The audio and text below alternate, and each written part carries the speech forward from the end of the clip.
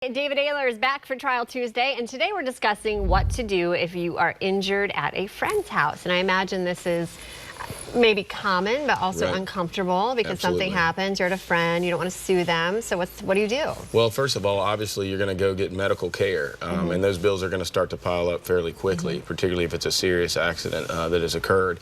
You know, and originally it's going to go against you. It's going to go against your insurance company. But in reality, that shouldn't be something most often that you would have to be liable for. It actually would go back on the homeowner who's your friend or maybe even your family member or relative. But then it can be filed with their homeowner's insurance. So essentially there's ways for it to get covered, but you have to go about it the right way. You still want to handle it just like you would any other accident case.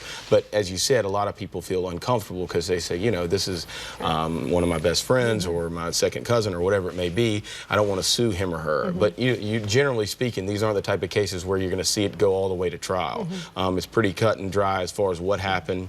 That you were on that person's property, of course, that you were not at fault, and then it was an accident. And then from there, it's just really having the attorney negotiate as far as making sure you get your coverage and then some beyond that from the incident. What type of injuries are we talking about? Do you commonly see things, someone slips and falls, or they're working in a workshop and something happens? You see everything from, you know, just minor falls, whether it be, you know, going a bad staircase, bad railing, that sort of thing. Obviously, dog bites is a major one that comes up a lot. You know, you going over to the house, the person's dog's there that they own, or maybe even someone else brings the dog over. The injuries occur from that. You're also going to see things, you know, outside. Like you said, maybe they're not working in the capacity of working for someone, but helping, you know, build a shed or something in the house, and they get injured while assisting the homeowner. So those are the type of common things we see often. Okay, so it's covered under their home insurance. Right. So that's why your fear of suing them, going to court, realistically, you're not going to Now, the homeowner's insurance obviously has the right to try to deny it depending on what the circumstances are. For instance, a lot of times, any intentional act. So let's say you got punched by someone or you're injured that way from a fight. It doesn't count. A little bit of a rowdy barbecue, if you will.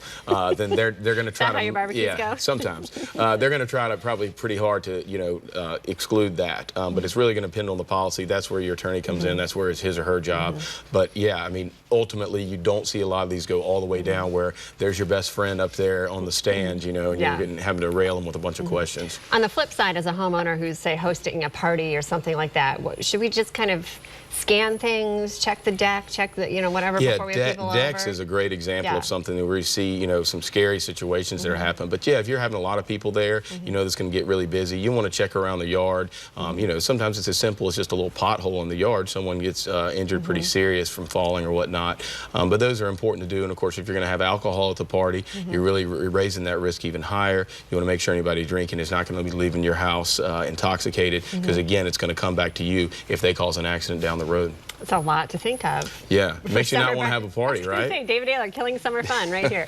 No, but it is true. So it's reassuring to know that if something happens at a friend's house, most likely their homeowner's insurance will cover it. And you can still be friends and still go to parties together. I like it. There you go. Good to see you. Thanks for having me. All right, we've got much more Low Country Live in just a moment. Stick with us.